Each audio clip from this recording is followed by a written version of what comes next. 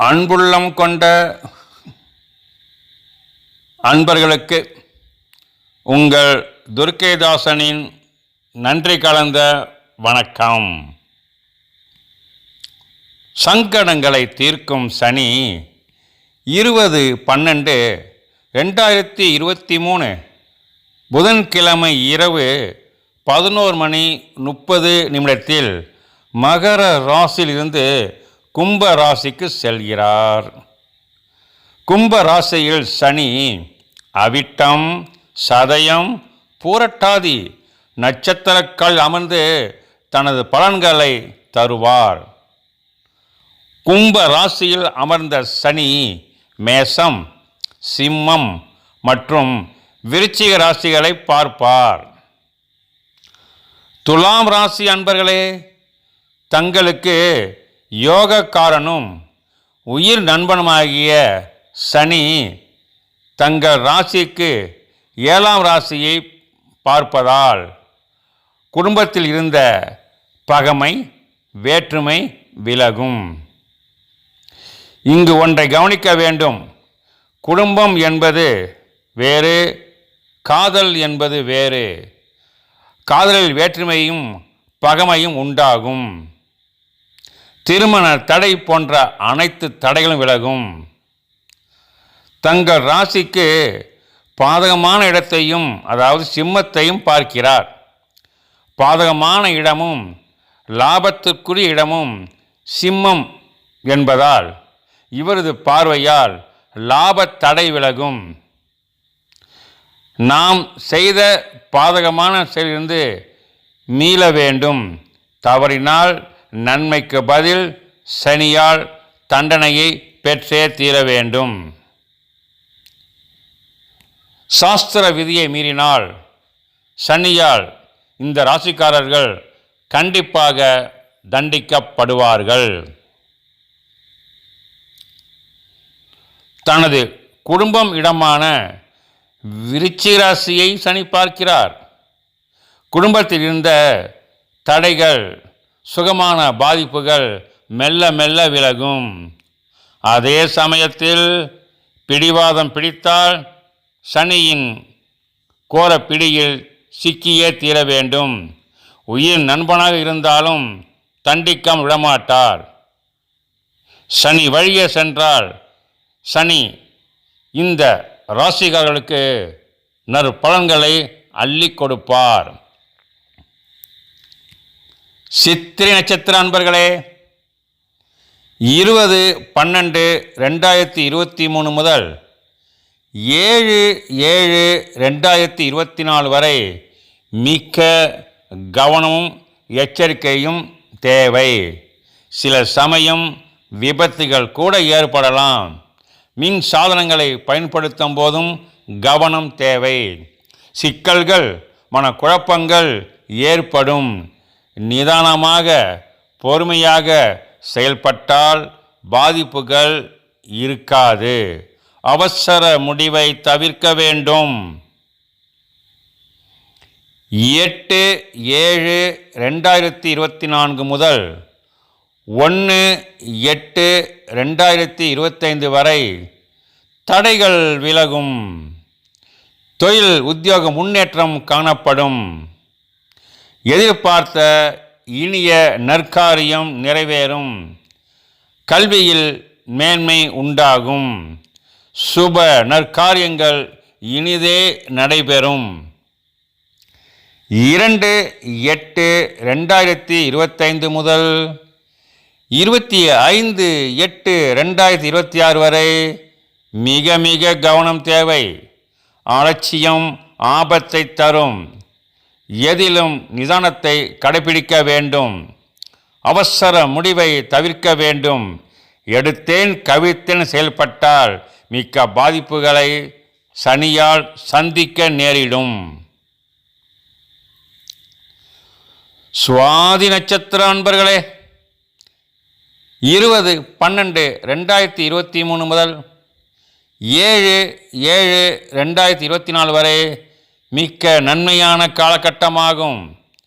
காரிய தடைகள் அகலும். எதிர்பார்த்த நன்மைகள் நடைபெறும். தனவரவு பொருள் வரவு ஏற்படும். உடல்நலம் சீரடையும். தொழில் உத்தியோக முன்னேற்றம் காணப்படும். குடும்பத்தில் உள்ள குழப்பங்கள் விலகும். 8/7/2024 முதல் 1/8/2025 வரை கவனம் தேவை. அலட்சியம் ஆபத்தை தரும். காரிய தடை, வீண் விரயங்கள், மன உளைச்சல், மனக்குழப்பங்கள் ஏற்படக்கூடும். என்னால் எதையும் செய்ய முடியும் செயல்பட்டால் மிக்க நஷ்டத்தை சந்திக்க நேரிடும். வாக்குவாதத்தை கண்டிப்பாக தவிர்க்க வேண்டும். புதிய முயற்சிகளை தள்ளி போடுவது நல்லது. 2/8/2025 முதல் 25/8/2020 வரை பட்ட கஷ்டங்களுக்கு விடுதலை. காரிய தடைகள் விலகும். தீமைகள் அகலும். எதிர்பார்த்த நன்மைகள் நடைபெறும். சந்தோஷம் நிம்மதியை காணும் காலமாகும். புதிய முயற்சிகள் கைகூடி வரும். தனவரவு பொருள் வரவு உண்டாகும். இருப்பினும் நிதானத்தை கடைபிடிக்க வேண்டும்.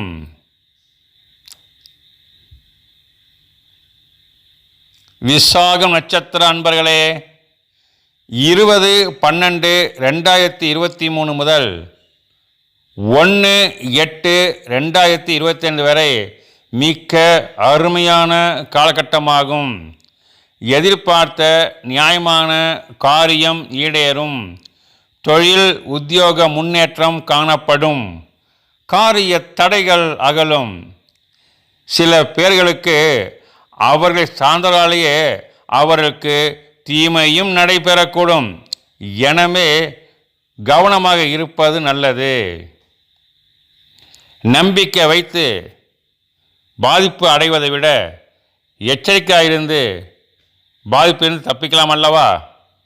மேலும் விதியை மீறினால் சனியால் தண்டனையும் பாதிப்புகளையும் சந்தித்தே தீர வேண்டும். தவறான முடிவெடுத்தால் குடும்பத்திற்கு அவமானமும் பாதிப்பையும் சனி அளித்திடுவார். எனவே நிதானமாக செயல்பட்டால் நன்மைகளை இனிதே அடையலாம்.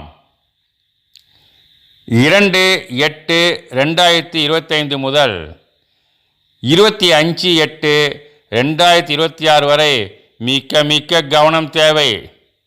நன்மை என நினைத்து தான் செய்த தவறுக்கு அவமானம் ஏற்படும் காலமாகும். அவசரமுடி சந்திக்க வேண்டும்.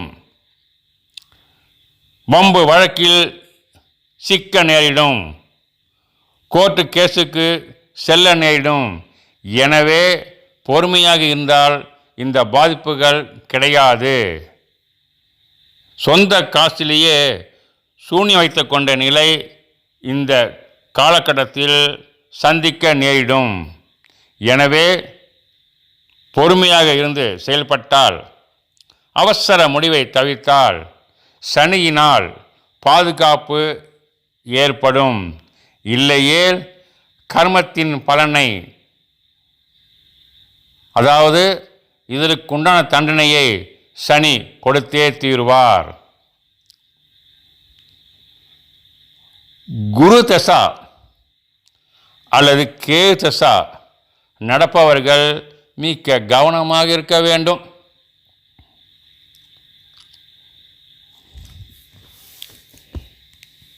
ஞாயிற்றுக்கிழமை அல்லது வெள்ளிக்கிழமை அருகிலுள்ள கோயிலுக்கு சென்று சிவன் கோயிலோ அல்லது பெருமாள் கோயிலோ அக்கோயிலுக்கு சென்று மூலவரை வழிபட்டு அடிப்பிரசனமாக அக்கோயிலை 3 தடவை வலம் வர வேண்டும். அப்படி வலம் வரும்போது சாயாபுத்திரன் சனீஸ்வரனே போற்றி என சொல்லிக்கொண்டே சுற்ற வேண்டும். அவ்வாறு வலம் வரும்போது கண்டிப்பாக யாரிடத்திலும் பேசவே கூடாது. காலையில் வீட்டின் மாடியிலோ அல்லது வீட்டின் மதிசுவரிலேயோ ஒரு கப் தண்ணீரும் அருகில் 4-5 பிஸ்கட்களை வைத்து மனதார தனது குலதெய்வத்தை பெயரை சொல்லி போற்றி என 3 தடவைகளும், இஷ்ட தெய்வத்தின் பெயரை சொல்லி போற்றி என 3 தடவைகளும் சொல்லிய பிறகு, புண்ணிய ஆத்மாக்களுக்கு வணக்கம், இந்த நீரையும் பிஸ்கட்டையும் ஏற்றுக்கொள்க என சொல்ல வேண்டும் வணங்கியபடி. அன்று 2 மணி முதல் 3 மணிக்குள் அரச மரத்திற்கு சென்று, அரச மரமோ இல்லை அரச செடியோ அங்கு சென்று, அப்படி செல்லும்போது ஒரு பாட்டில் தண்ணி எடுத்துக்கொள்ள வேண்டும். ஒரு ஆள் சாப்பிடும் அளவுக்கு சாப்பாடு எடுத்துக்கொள்ள வேண்டும்.